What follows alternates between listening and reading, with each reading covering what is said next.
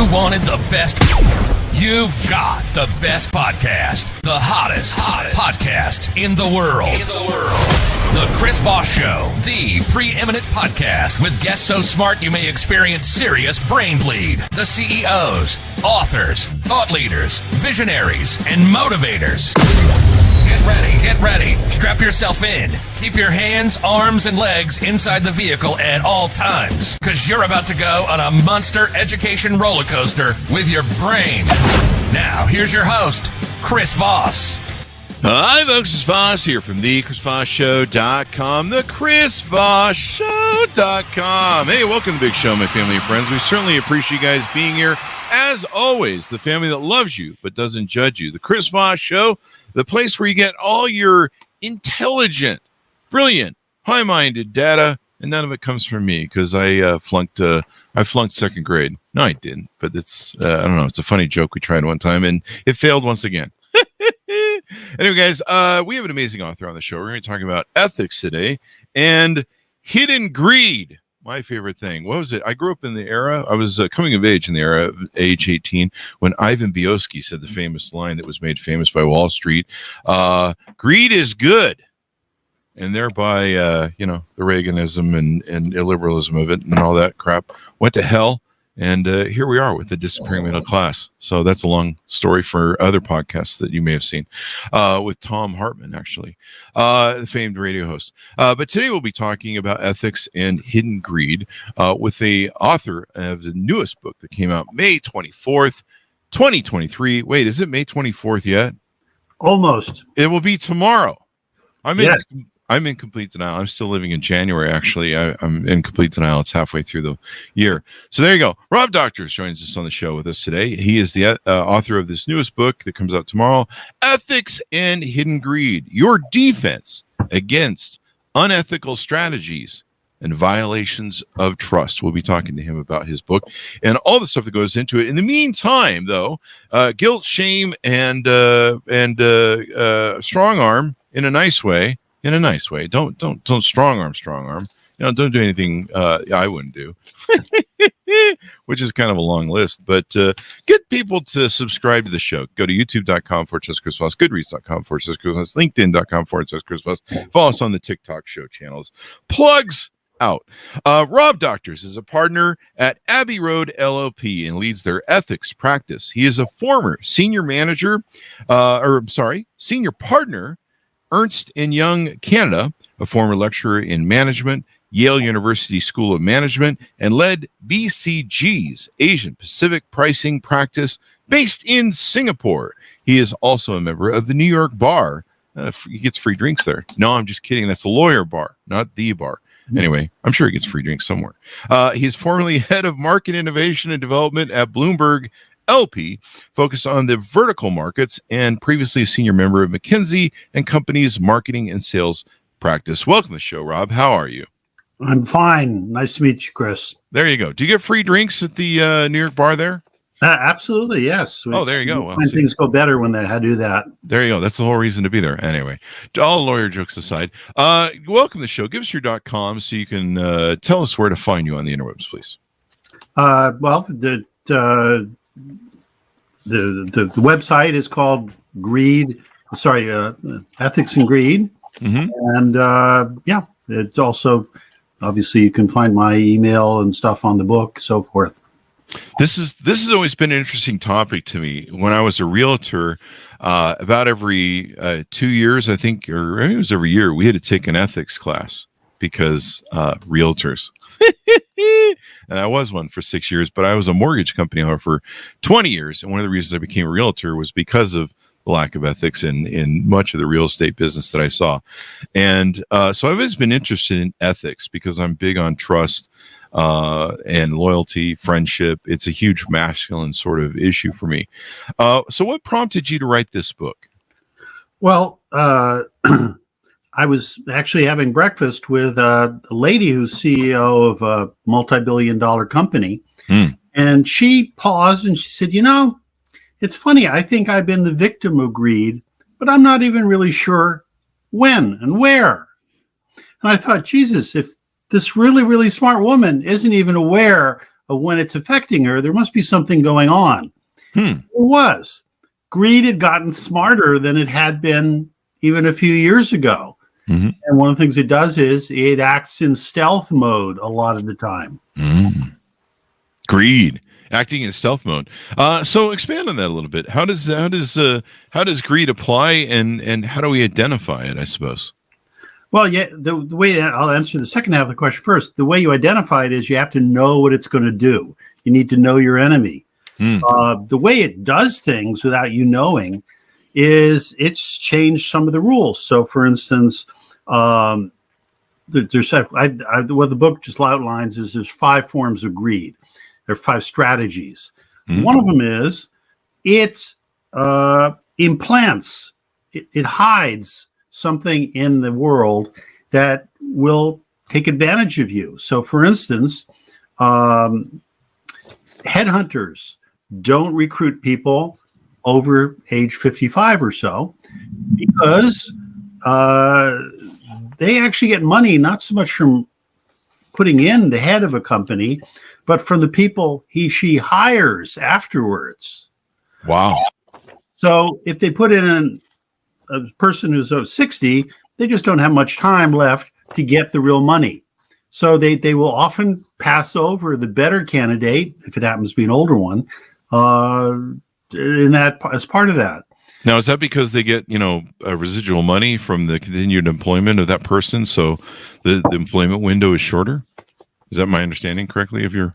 Yeah, well, the window is shortened because that way when the CEO turns around and says, hey, thank you, for recommending me, I now need my CFO or I need my chief marketing officer, they'll typically go back to the same headhunter. And if they're not around to do that, the headhunter doesn't make as much money. That is crazy, man. But that actually explains a lot.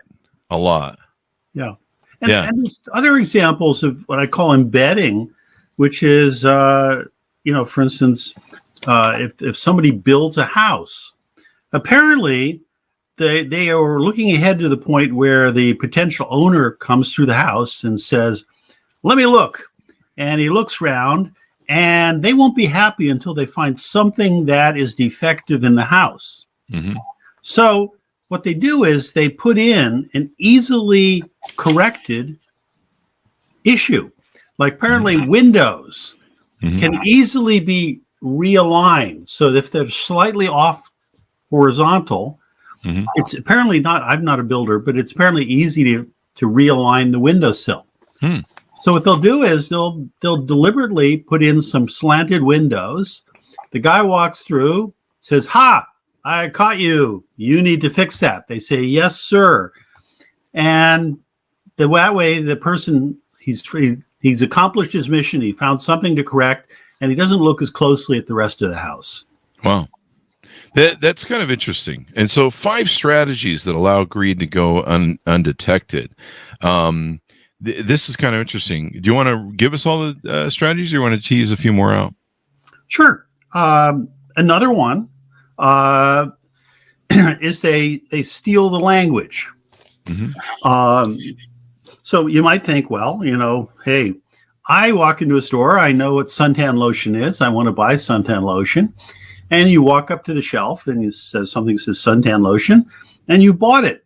You've also paid quite a bit more than you needed to, because what happened was the FDA has succumbed to all the lobbying from the suntan lotion companies, and they said suntan lotions can only have 5 ingredients. Well, those happen to be the 5 that were patented by the incumbent suntan lotion companies. So, for instance, the Europeans allow think there are 22 ingredients that can work well as suntan block. But, here, that doesn't matter. You're not allowed to use that word. And therefore, you can't charge as much because it doesn't have that key word everyone's looking for. And therefore, you must charge less. There you go. What about greed in the medical system, like prescription pharmaceuticals, medical billing, et cetera, et cetera?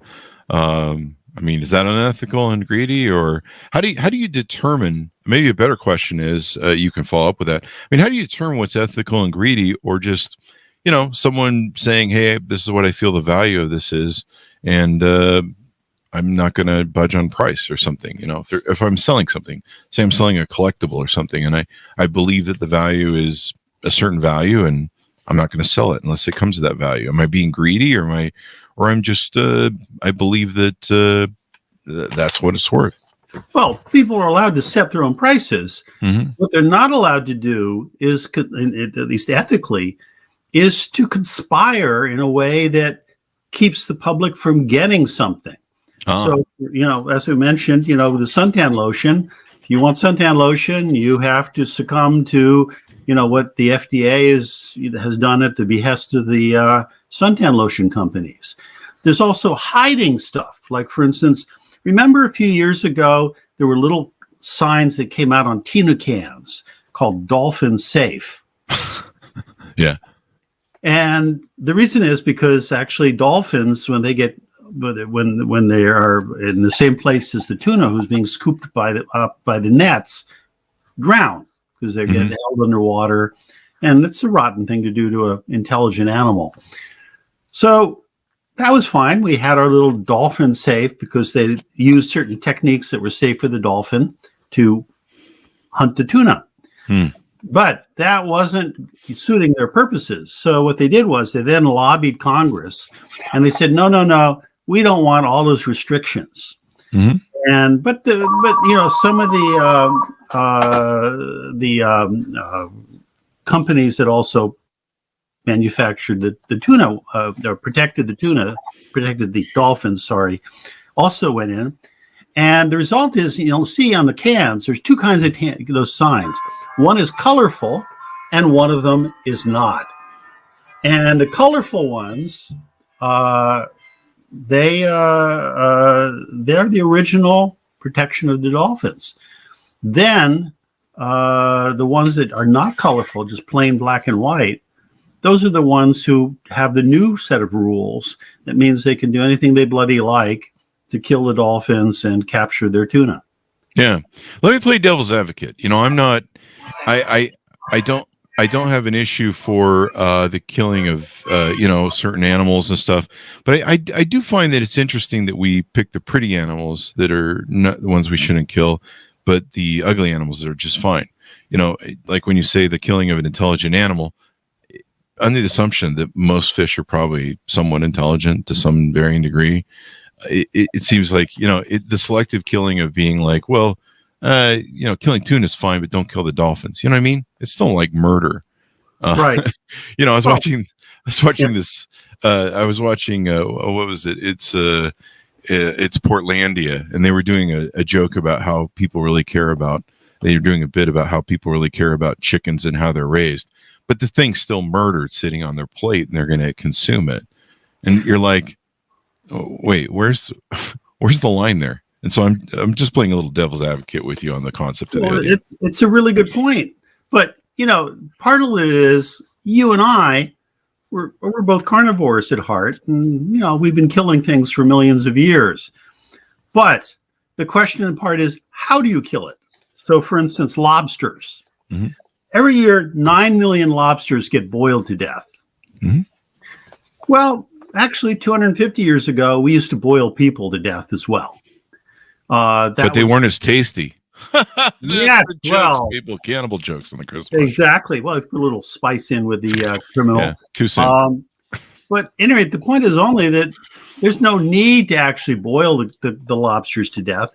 There's a University of Bristol in UK took a look and asked the question, how much pain are lobsters in when they get boiled? And the answer was surprising, which is crustaceans are actually more temperature sensitive than critters like us who are not crustaceans. And it takes about 3 minutes for a lobster to die. So it's actually considerably less humane boiling a lobster than it is boiling a human. Not that I'm advocating the boiling humans, but I'm just noting, although people still do. I mean, it was interesting. Apparently, some of the Middle East terrorists have recently taken to boiling people in engine oil. Apparently, it's not a pleasant sight. It's not fun either. I just realized after my joke on the show about how it doesn't taste quite as good as lobster when you boil people, that someone in the audience right now is thinking, how does Chris know that? We need to check his fridge like Jeffrey Dahmer.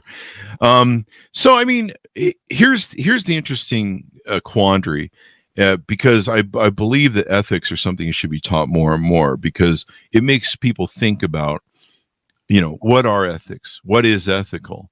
And how do we determine what is good ethics and what is not? Where's the line there? Where do we set the bar, or is it a moving target, or is it a thing we have to question? How am I ethical? Like, if I ask myself, am I an ethical person or not? What standard or metric should I use? Well, I'll tell you what I used in my book.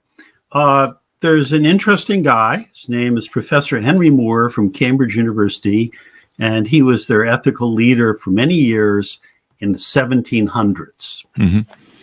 And so he's been dead for a while, but I found his book extremely readable once it was translated from Latin.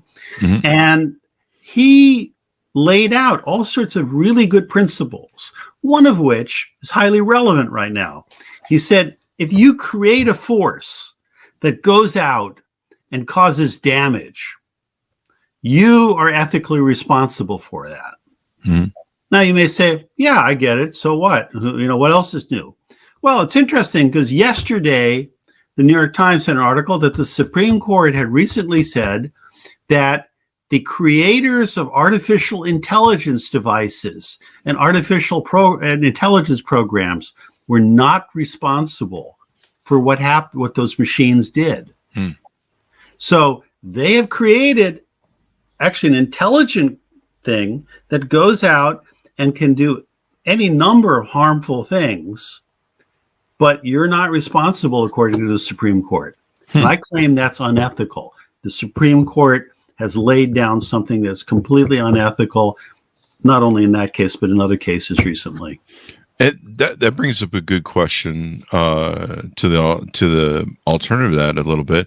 I mean, the Supreme Court's, and I don't agree with a lot of the rulings, et cetera, et cetera. I think lately the court's kind of gone off the rails, from as far back as Citizens United and other things we've discussed on the show. But you're talking about ethics of what SCOTUS did. I'm not defending them, but their job is to interpret the law and the Constitution as the basis of its format and the amendments. Is asking them to determine ethics really their calling or their focus or the scope? Well, you're right. There's a difference between the law and ethics, and for that matter, morals. Those three are very different creations. Mm-hmm. Nonetheless, they tend to overlap a little bit. Mm-hmm. I mean, some of the reasons the Supreme Court does things is it claims it's doing it for ethical arguments, or it's doing for moral arguments. Unless you're Clarence Thomas. Oh! Yes. That name. You're owned by a billionaire. Yeah. Yeah. But so the answer is yes. Strictly speaking, if there was enough law out there that it could cover all the circumstances, they wouldn't need to resort. They might want to, but they don't need to resort to those other aspects of morality and ethics. Mm-hmm. But there isn't. There aren't enough laws out there to cover all the circumstances. Our Congress hasn't done that many laws, and I'm not sure I want them to either, by the way. But nonetheless, so there are times they have to think about that. But the trouble is, their ethical rules aren't clear where they're coming from. Mm-hmm. Yeah.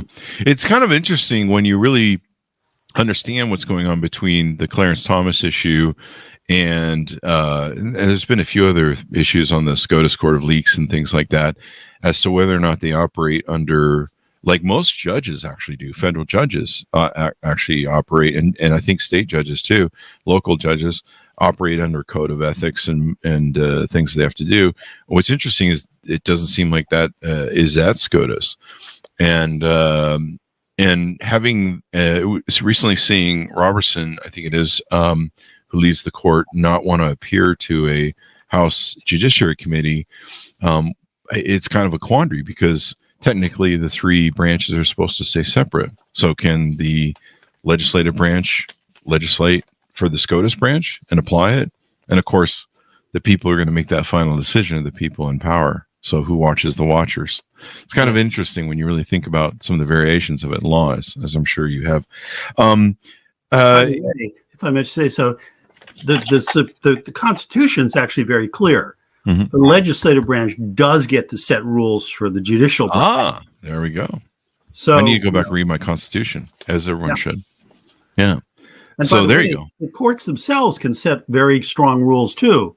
For instance, some New Jersey judge recently acquitted somebody of rape because he said, well, the rape victim, who was apparently a 14-year-old girl, doesn't come from the same class of family as you do.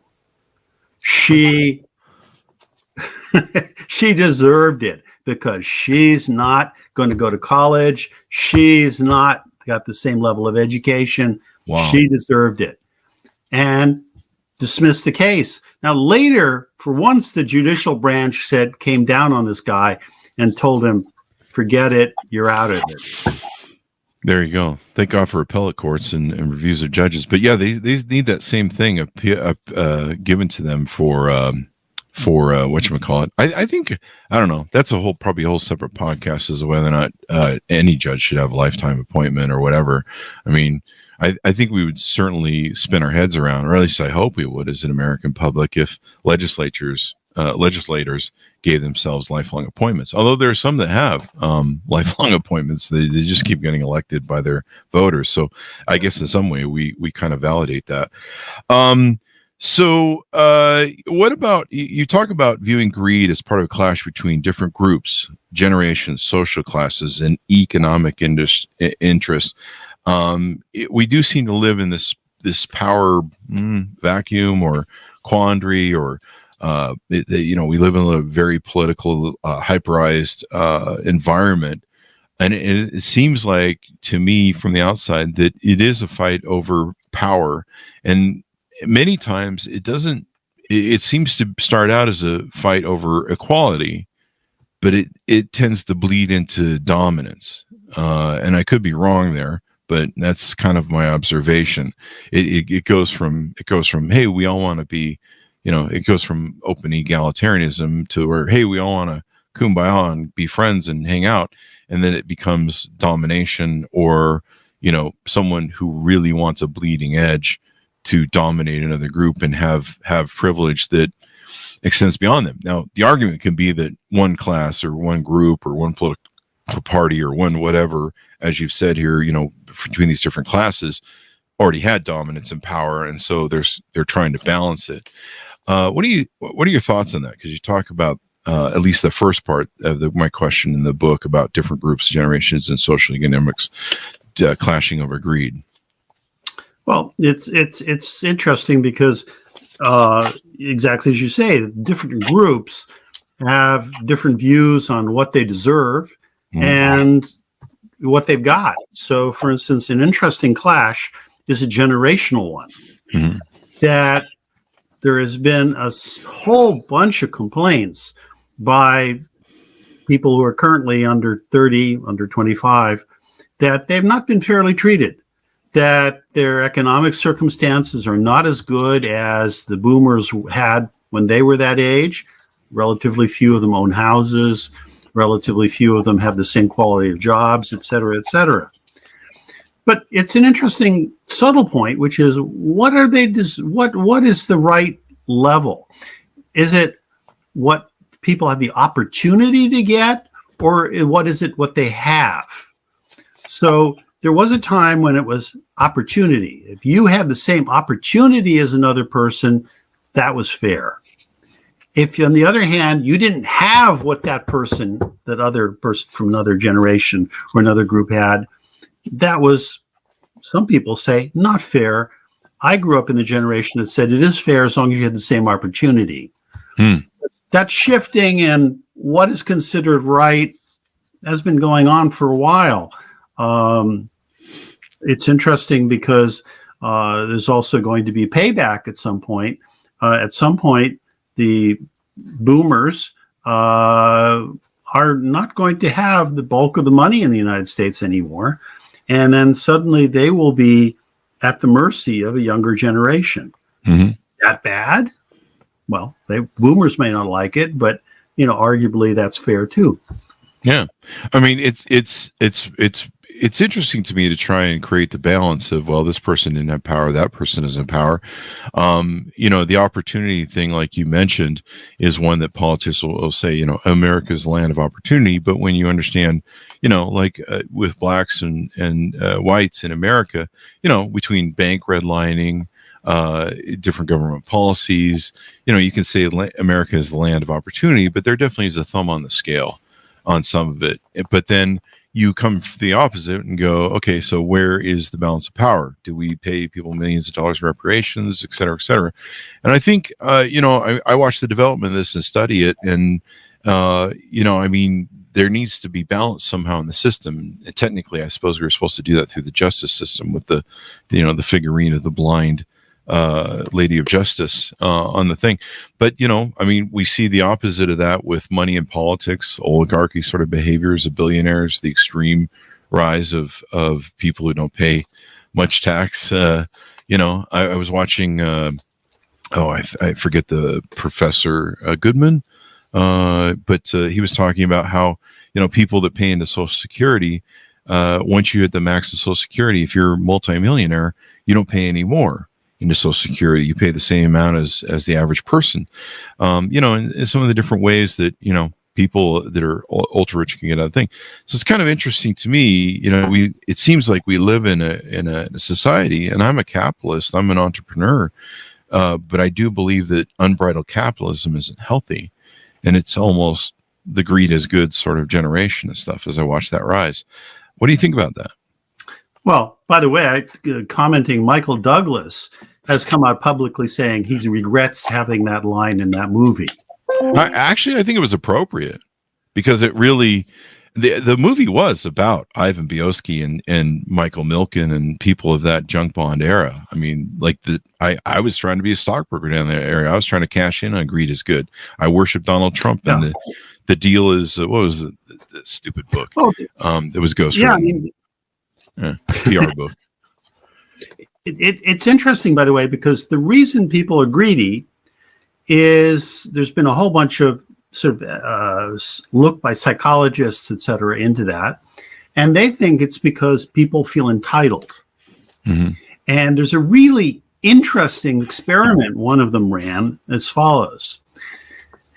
He put a couple of groups through some focus groups, and they had them sit in a waiting room, and there was a big jar full of candy. And the person introducing the focus group to the individuals in the waiting room said, "Big jar of candy. It's actually for a bunch of kids who will be coming through for their own focus group a little later. Please only take one candy." Well, they had one group that consisted of high net worth individuals, and they had another group that was consisted of working class, middle class individuals. They discovered that the high net worth individuals had a tendency to scoop up more than one candy. They felt entitled. They could raid the big bowl of candy. The working class stiffs did not. They took one, and that was it. And there's all these examples, more serious than a bowl of candy, where people are entitled. There was a New York Times article that actually had a great story title, which was "The Angry Rich." And it talked about how the rich, however they defined it, basically felt very entitled and resented it when there were certain equilibrations of income. So, for instance, you remember that one of the investment banks went bankrupt, and the government stepped in and supported it and threw billions of our tax dollars into it. But they said there will be no bonus this year. That outraged the traders and all the others who felt they were entitled to multi-million-dollar bonuses, even though they had been at the helm when this bankrupt had gone bankrupt. What is the same true for, employees that, like we keep referring to the 80s, and I should clarify something. I was a Donald Trump acolyte during 1986 when that book was released, and it became very apparent in the recession in 1989 that he was a fraud. And Yeah. I since lost that. And I bought one of the original books that now is taken out of print because of what it disclosed about his failures. And I wish I had kept that book because it's now out of print. But it openly discussed, he bragged about the negotiation of how he brought the banks to the table by threatening bankruptcy. And, since then, in following him, it just became apparent to me. I mean, I knew he was fraudulent way before, I think it was the New York Times, the Wall Street Journal came out with their expose.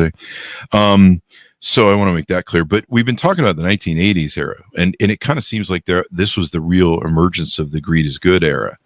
And Ivan Biosky, I think, was the marker for that. And like I say, Michael Douglas can take it back all he wants, but that was like the defining moment of that era. And it was the beginning of, I grew up in that sort of era. I believe you may have grown up in that era too, where my father lived with that belief that he went to work for a company for 40 years or 60 years or whatever, and left with the golden watch, the retirement package, had the 2-car garage, the picket fence, the Levittown fantasy dream that I guess was true for, I don't know, a couple of years or something. And it became an era where, laying off employees raised stock prices, and we switched from this market thing. And I believe the Goldman Sachs or the other big power firm has openly talked about this. We moved from a structure where we didn't give a shit about Main Street and power and employees. We started giving a shit about investor returns. And so, we fire people, lay them off, and stock price goes up. Let's do that. And we became this churn society where, short-term options over long-term were a thing. And we killed off Main Street. And you can talk about liberalism throughout all the presidents in history, but especially in the Reagan era. So I think it's important to talk about that. But what about when employees get laid off? I mean, do they deserve something? Do they have a right? Should they be, is there entitlement there? I mean, it's a question of what the deal they struck is with their company, right? Yeah. In other words, the deal I'm striking with you, dear employer, is I will work my head off. I worked 100-hour weeks for many, many years. Mm-hmm. So I thought I was working my head off. And as a result, I'd like to be rewarded. Now, the only trouble here is that the question, but indeed stock prices went up, but in part they went up because the people who were evaluating those companies were plain stupid. They literally were oblivious to the fact that, for instance, General Electric is worth about a quarter of what it was in real terms when Jack Welch took over the company. Mm-hmm. The result was because he basically threw away their future. He cut their R&D. He did all the things that made them a company that people wanted to work with, and he tossed them out the window. And in the short term, Wall Street applauded. Mm. Stupid Wall Street! Don't do that, because you knew that there was a payback time. And so instead of saying, "Hey, Mr. Welch, you've just pissed away the R&D for the next 10 years. You currently, are head of the leader in the following 5 industries. You're not going to be very shortly. Your company's worth a lot less." Instead, there was no word of that. Mm-hmm. And, that's too bad that people didn't have better watchdogs, that they didn't have, people who did the numbers. Mm-hmm. That's really interesting. And that's a form of greed from Wall Street's aspects of doing short-term greed, because, I've been a day trader. You trade on the day. You're doing greed of the day, greed of the moment, greed of the 20 minutes. You pick up 50 grand in 20 minutes, you lose 20 grand in 20 minutes or 10 minutes, or sometimes a few things. The dot-com boom that I ran through was high in that sort of thing. but we moved like again, like I said earlier, we shifted from this long-term sort of visionary thing. I can't remember the gentleman we had on the show who was the CEO of a major company, and he openly said the quiet part out loud. He goes, one of the problems with being a CEO in this country now is you're only a CEO usually for maybe 2 to 3 years before they're going to roll you out and put somebody in. So you don't invest in R&D, you don't invest in long-term projects because you're not going to see or benefit from the results of those. Some other guy is. You know, we actually kind of see that with presidents if you really look at the 4-year history and how policies affect. And sadly, we have a real idiot electorate, I'll just say that, and I've been included as one of them, that thinks on a very short-term basis. You know, they look at a president and go, we don't like what's going on right now.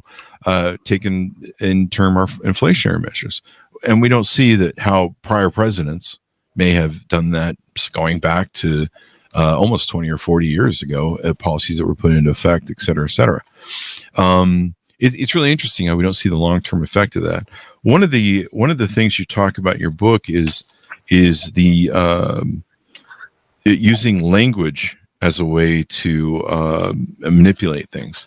And George Carlin spoke about this. It was kind of interesting and always sticks with me about how he talked about how language is used to kind of disassociate, take the emotion, take the power out of words.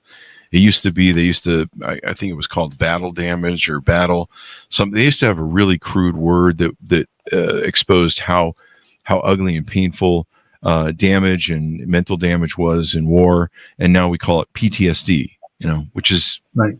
Much, he talks about different words in his bit that he would do about language and how we use language to basically neuter the painful words, the words that shock and are painful, and we do that to wash away their power in our minds so that we don't have to face how ugly those things are. Well, it's too bad, but the people have not decided for themselves that they're interested in society being a good society. There's a moment where they all decided money was all that mattered, which I would argue it does not. But a lot of people decided that, and like I say, I worked like a dog for many years to get some money. But I think I did it honestly, and I bet you a lot of people did. By the way, including billionaires, interestingly enough. For instance, Ken Langone, who was one of the 3 founders of Home Depot, after he made a lot of money on Home Depot, went back and reimbursed investors in an earlier venture he had put together where they'd all lost their money. So his sense of fairness was to go back and do that. But most people who have a lot of money don't do that. There's a biblical expression, which is, it is easier for the camel to go through the eye of a needle than for a rich man to go to heaven. And sadly, that's probably true. Yeah. I mean, I think one of the famous expressions of that is when Google for the longest time had the mantra of their corporation, don't do evil. Was it do no evil or something like that? Yeah. And then they finally had to change it because they were just getting so much shit from it. And of course, Mark Zuckerberg never even bothered. There's a joke there. Let me ask you this, because I've always been curious about ethics, loyalty, trust, honesty, authentic nature has always been what I've always tried to do. I don't think I've always been perfect, and perfection is never achievable, but you tend to move towards that value. And so, like I say, from the early days of my friendships, my relationships, trust, loyalty, friendship has always been a big deal for me. It's been a very big masculine trait for me. And I believe it's been something men do, but females can operate in masculine as well. I have recently, over the few recent years, come to the conclusion that when I find that men who operate in their emotion and they don't operate with logic and reason, a very masculine trait, I can't trust them. I find that I have problems with their loyalty, with trust, and honesty. And I've started to theorize, because I'm always operating on a arcing scale of like what is reality and what is not, and trying to find it, which I probably never will. But that's the law of science and theory. But to me, there's been a real connection that I've made that when I find a man in my tribe who operates by emotion in a very feminine trait, and that is a predominant way he processes his data and reacts to it in a non-stoic way, that I cannot find loyalty, trust, and honesty with him. And I'm almost at the point of describing it as a masculine trait. Now, women can do the same. Women can operate in their masculine, and they do a large part in business. Is that a masculine trait, or is my theory flawed? Well, to be honest, I hadn't really thought of that. But here's what Professor Moore said in 1677. Mm-hmm. He said the two traits that he looks for to see whether someone is ethical are, one, do they have a sense of humor? Yeah. And I think that's really interesting. You mentioned George Carlin, who I love, by the way. Yeah, I love him too. The sense of humor indicates you've risen a little bit above the greedy, nasty, sees things. And secondly, what Professor Moore said was that if someone shows gratitude, chances are they are not greedy. Chances are they are trustworthy. That's interesting. So, with humor and trustworthy and gratitude, chances are you are sufficiently in touch with how the world's working that we can trust you. There you go.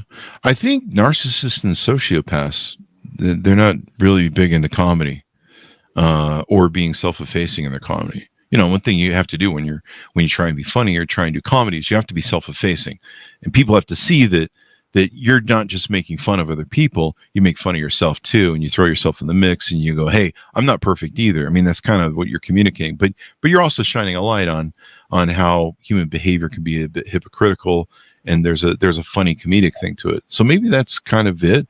I think the gratitude part too. I mean, certainly sociopaths and narcissists, I don't think experience any sort of gratitude. Maybe it's selfish or solipsistic in a way, but it is interesting to me because I always look for people I trust. I keep a very tight circle of people around me, and I have for years, and I've been betrayed by very close friends.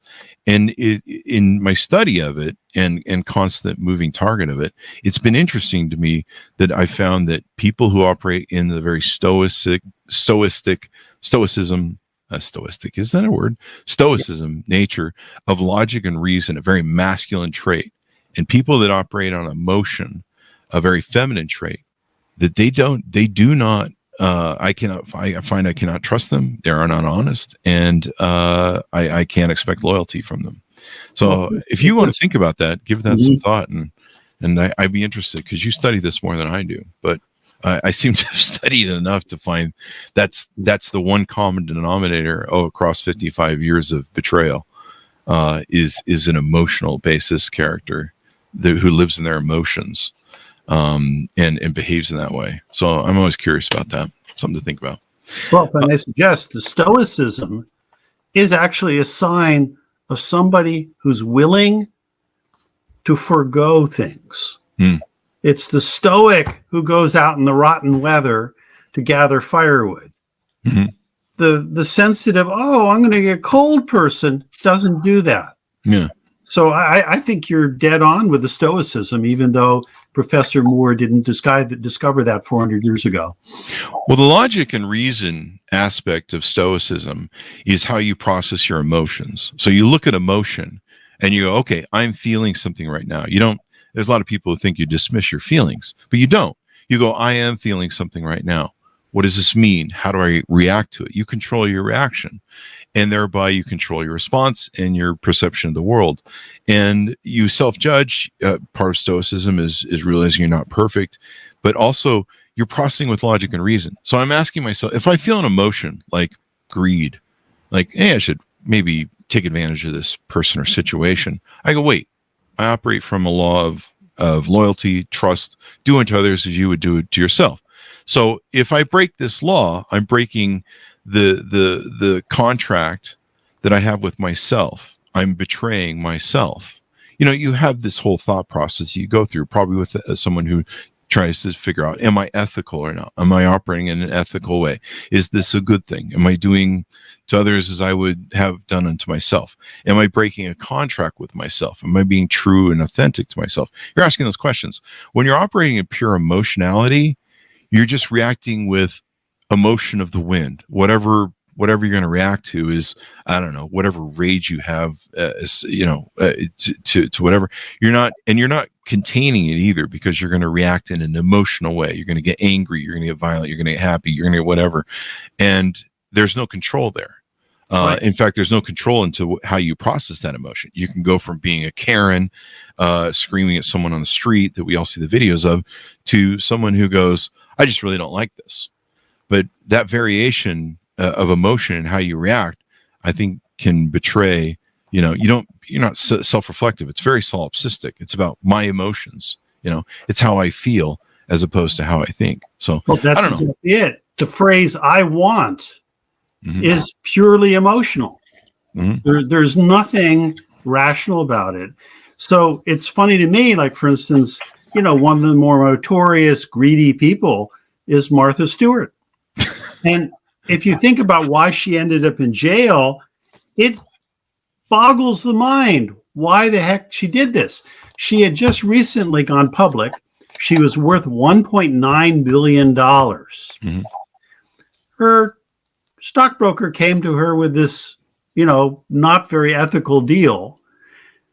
And she stood to gain $100 million.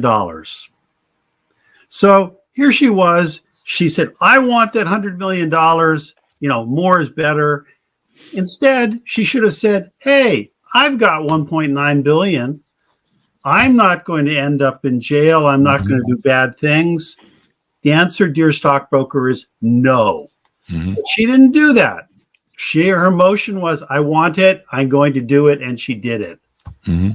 And I think one of her big fallacies legally, not only is that's unethical, as you talk about in your book, but legally, she was trained to be a stockbroker and licensed, I believe.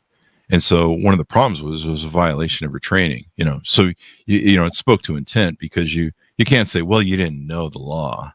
You were trained as a stockbroker, and someone can correct me if I'm wrong on that, but I believe that was the basis of the law that prosecuted her. But you're right. It wasn't ethical, and having that long-term logical reasoning where you go, wait, and as you said, you go, wait, this is unethical. This can get me in trouble. I could go to jail. I should process this from a logical aspect of reasoning, is the real difference there. And, I had a mortgage company for 20 years, and somewhere in the vastness, we had a mortgage company move into the building next door to us that was in 10, 15 feet. And we could see the mortgage company next door to us, which was very small compared to mine. And we could see him go up to the window and trace signatures. And I was a mortgage company that, number one, I didn't want to go to jail, but I didn't want to do any unethical. I've kind of talked about how trust, loyalty, and stuff is a basis for an axiom towards me. And that's my contract with myself that I try and keep. And I'm not perfect. But I would have these loan processors that would come to me, and they'd be like, hey, Chris, where's the light table in the processing department? And we go, what do you mean the light table? And they go, yeah, the light table used to trace over the signatures. And I'm like, that's illegal. That's forgery. That's illegal. Well, no, it's not, because they signed for the loan. And they were just doing the application. We're just filling the blanks because they didn't send the forms back in. So, there were some additional forms we needed from them. And, they haven't sent them back in. We mailed them out to them. So we're just going to go ahead and sign these so we can get the close done. I'm like, no. No, that's illegal. And that was one of the big cruxes of the mortgage crisis, or a contribution to it. But, and so my employees would see the guy next door, signing these things in the window. In fact, the mortgage companies were very well aware of it, and we'd openly talk about it. But somehow still he would get mortgage companies to buy his paper, even though they knew, there was kind of a blind eye that was being turned there. Big surprise when 2008 crash.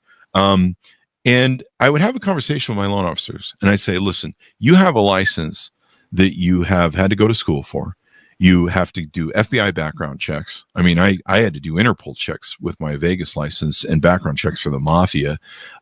Every year I'd have to pass Interpol. If I had a felony anywhere in the world, I could lose my licensing. And so I would say you have, put all this money in investments. You're doing, we were doing hundreds of loans a month.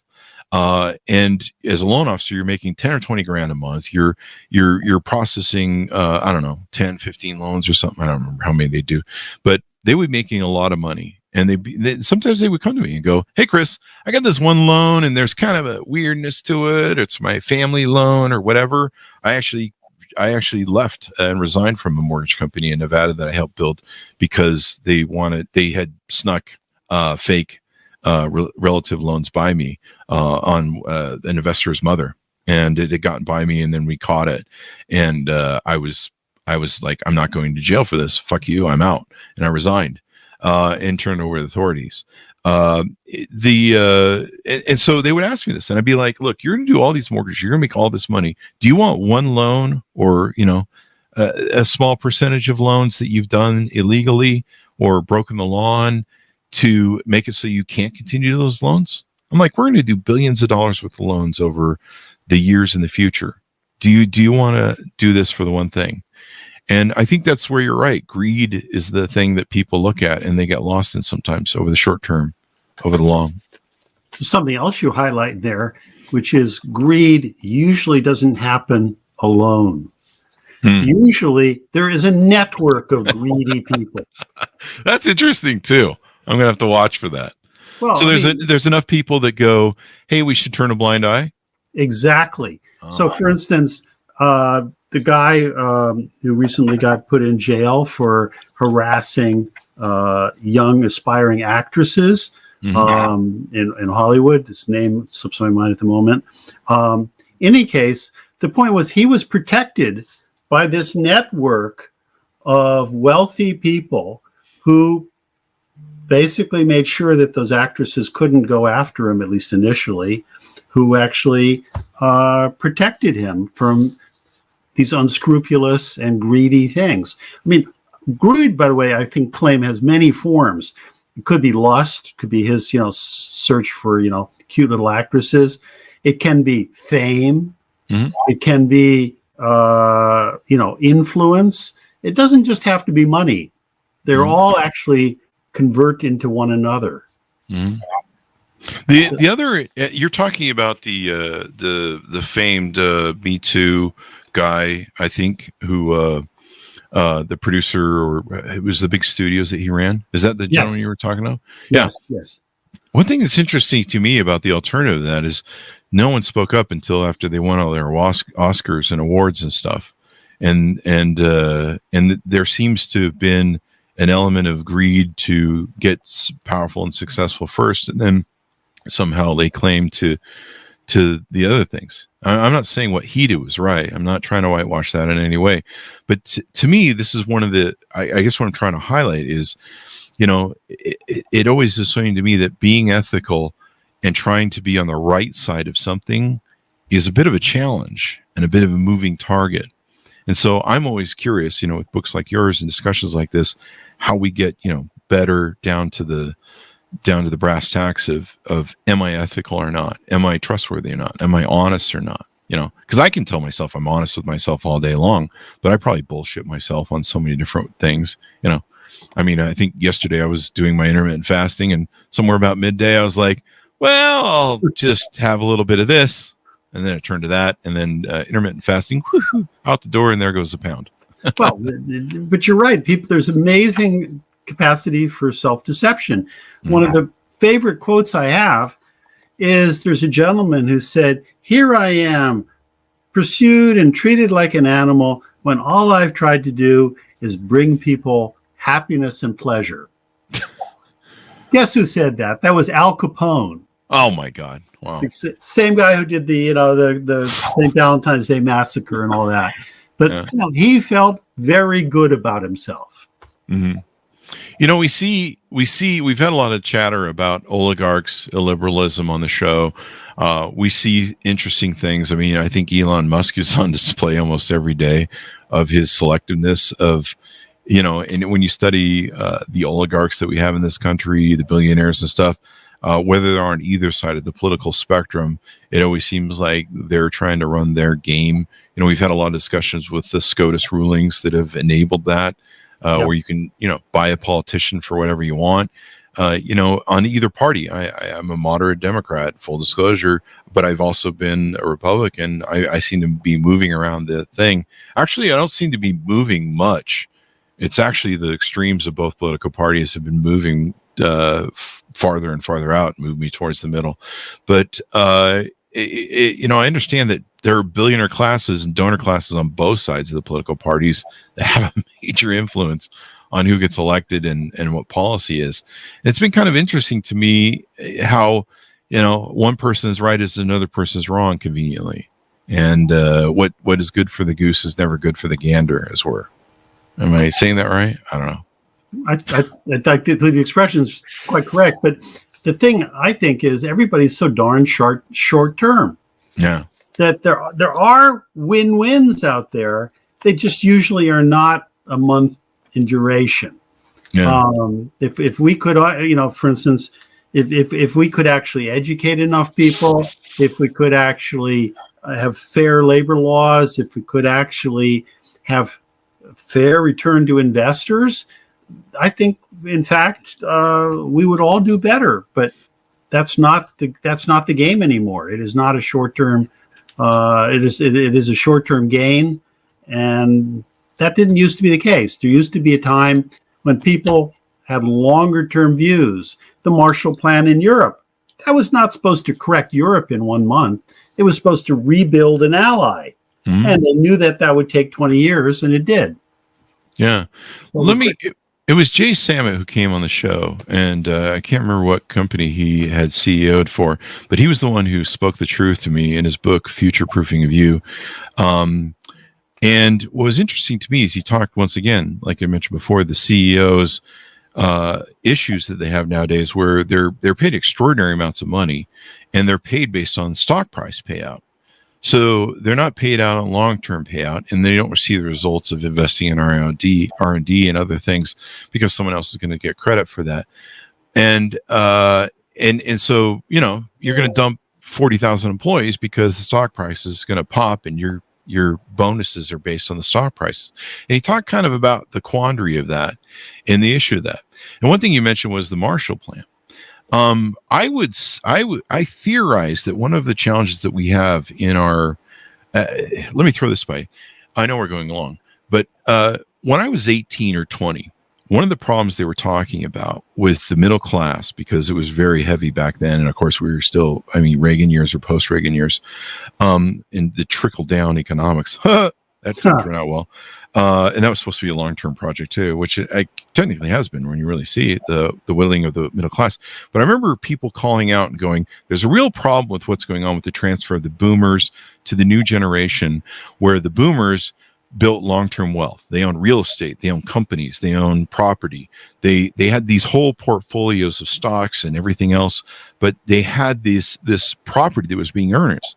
And I remember seeing reports in the Wall Street Journal and different things where people were calling out and going, there's a real concern here, because what the new generation is doing is they're taking and liquidating these inherited assets they're getting that are long-term things, and they're buying rims, and they're going to Walmart, they're shopping at luxury brands, and they're just burning through the money. They're just liquidating the long-term interest assets. And you could argue that we've kind of moved from a long-term society that focus on logic and reason to a very emotional based consumerist. We're almost, it's a sad thing to say, but we're almost consumer locusts.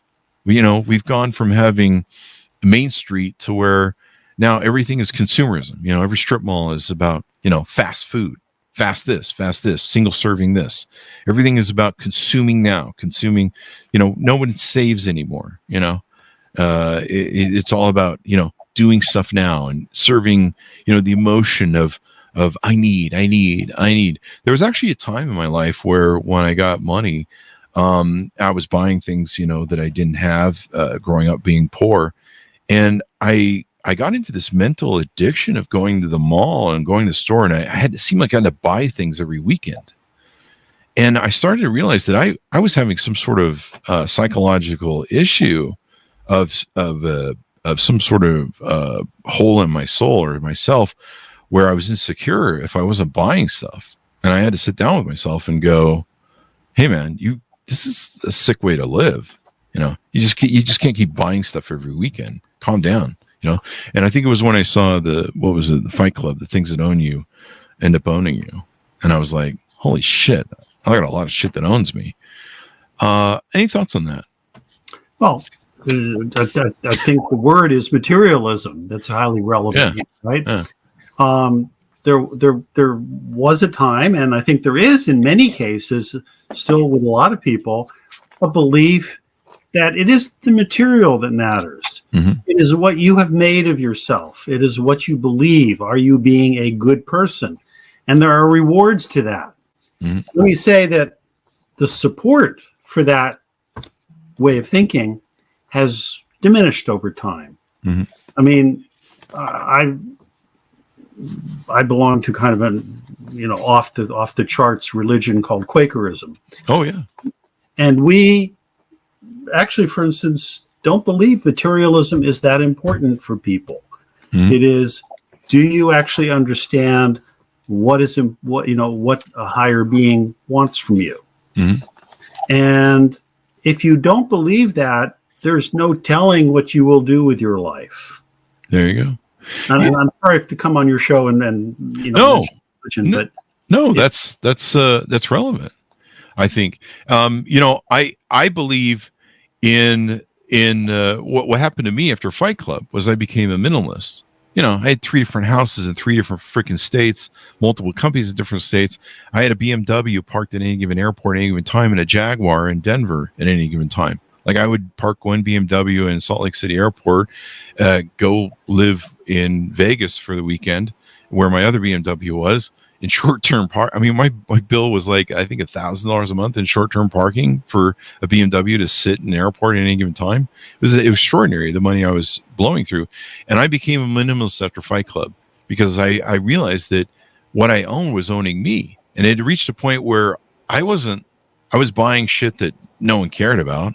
None of my friends were like, "Wow, it's really cool that you own that stuff." They're just like, "You're just an asshole," which I am still to this day. I'm proud to say. But I'm a loyal, trustworthy, ethical asshole. I try to be. I don't know. Maybe I need to work on being a bigger asshole to really fulfill the whole whatever, man. It's a joke. But Chris is a narcissist. Yeah, probably. But I'm an atheist. And so I don't think there's a difference between you and I in believing in a power that, a lot of this possession doesn't have to be there. So I don't necessarily believe there's a higher power to it, but I see the fallacy, like you do, through your religion of all this crap is just crap. I mean, you can't take it with you, right? Last time I checked. I mean, I'm just asking for insurance because I want to know. Yep. Yeah. Well, this has been a great discussion, Rob. Thank you for coming on the show. I mean, people really need to read your book and get into the depth of it. We tease that out, of course, on the show and stuff to get people to buy it. But I think it's a really important discussion. It's a discussion that people should have with themselves. Am I ethical? Am I trustworthy? Am I honest? Am I honest? And the biggest thing, I think, is being trustworthy and honest to yourself. Because if you lie to yourself all the time, like I do, I mean, let's be honest, you're constantly trying to move towards that target and form, as they always say with the Constitution, a more perfect union. You're never going to achieve it. You're just always working there. There's a saying about that, about perfection too. No one ever achieves perfection, but trying to advance towards it is the better goal. Any parting thoughts, Rob, before we go? Well, I think one person who actually put very nicely some of the things you just said, and maybe some things I've touched upon, was Confucius. Mm-hmm. And Confucius said, and he influenced about 1 billion people for over 1,000 years before communism came along. He said, "Be ever watchful over yourself." Oh. And I think that's true. If we're not watchful, there are evil forces that will unfortunately infiltrate what you do, and you will regret it in the end. There you go. I'll probably butcher this too. Than I ever expected it to be. There you go. I'll probably butcher this too, but one of the watchwords for me about me, and it can be taken two different ways, but there's a Shakespeare line, I believe, that says, "To thine own self be true, and this must follow as day is tonight. Thou canst not be false to any man." And my interpretation of that is that I need to be honest and true to myself, not from a narcissistic, sociopathic sort of way, because that can be misinterpreted that way, but from a thing of am I bullshitting myself? Am I being honest with myself? Am I operating in a trustful, ethical manner? And if I try and hold that contract with myself and make sure that I'm fulfilling the contract that I have myself towards that, I can offer that to other people and honor that commitment. And once again, I'm not perfect, because if I was to stand up here and say that, there's probably 5 million people in the audience going, bullshit. And they'd be right. So it's a great discussion to have, and I think it's important that we need more books and we need more discussions on what are ethics, what are rules. Like I said, in the realtor trade, every year they would give us an ethical course that we had to take and pass, and I loved the discussion. They would talk about an interesting thing about levels of different things of ethics. Like Jesus and Martin Luther King or Gandhi were special sort of ethical people, because they would go beyond what was the law, but what was moral and what should have been moral for people, or the Magna Carta, et cetera, et cetera. And then there's the operating within the law to sustain the law. And there was I think 4 or 5 different levels of ethics they talked about. And I always thought that was interesting how that worked, but interesting discussion for another time. Thank you very much, Rob, for coming on the show. Thank you, Chris. Really appreciate it. There you go. Give us your .com so people can find you on the interwebs, please. Sure. By the way, the book is available on Amazon. It's called Ethics and Hidden Greed. And you can also look up our website, which is ethicsandhiddengreed.com. There you go. There you go. Thanks, Monis, for tuning in. Go to goodreads.com/Chris Voss, youtube.com/Chris Voss, LinkedIn. Of course, this will be on the LinkedIn newsletter. Subscribe to that as well. The big 130,000 group on LinkedIn. And we're over on TikTok, Chris Voss 1 and the Chris Voss Show podcast. Follow us over there for all the cuts of the show you'll be seeing as well. Thanks for tuning in. Be good to each other. Stay safe, and we'll see you next time. And that should have us out, Rob.